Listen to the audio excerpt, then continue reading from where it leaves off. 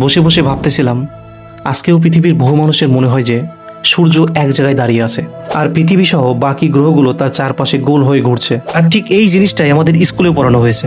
কিন্তু দুঃখের বিষয় হলো, আধুনিক জ্যোতির্বিজ্ঞান অনুযায়ী এই ধারণাটি সম্পূর্ণ ভুল। আপনার যদি জানা না থাকে তবে বলি, আসলে আমাদের সূর্য মহাশূন্যে এক মুহূর্তের জন্যও থেমে নেই।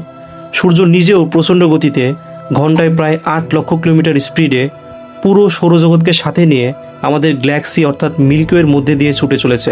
তার মানে গ্রহগুলো শুধু সূর্যের চারপাশে ঘুরছে না, সূর্য এগিয়ে যাওয়ার সাথে সাথে একটা স্পাইরাল বা পেঁচানো পথ ধরে মহাশূন্য সামনের দিকে ধেয়ে যাচ্ছে। এইবার আপনার মনে প্রশ্ন আসতেই পারে, সূর্য যদি এক জায়গায় স্থির না থেকে ছুটতেই থাকে, তবে সে কার চারপাশে চক্কর দিচ্ছে? আমাদের গ্যালাক্সির ঠিক কেন্দ্রে রয়েছে স্যাজিটেরিয়াস এ স্টার নামের এক দানবীয় সুপার ম্যাসিভ ব্ল্যাক হোল। আমাদের সূর্য তার পুরো পরিবারকে সাথে নিয়ে এই ব্ল্যাক হোলটির চারপাশে অনবরত ঘুরছে।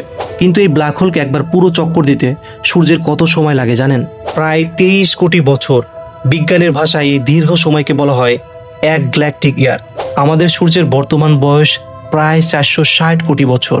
তার মানে জন্মের পর থেকে আজ পর্যন্ত সূর্য এই ব্ল্যাক হোলের চারপাশে মাত্র 20 বার ঘুরতে পেরেছে। আর তার বাকি আয়ুষ্কালে সে হয়তো আর মাত্র 22 থেকে 23 বার ঘুরতে পারবে, যার পরে সূর্যের জীবন প্রদীপ নিভে যাবে। তো এমন সব ইনফরমেটিভ তথ্য সহজ ভাষায় জানতে সাথেই থাকুন।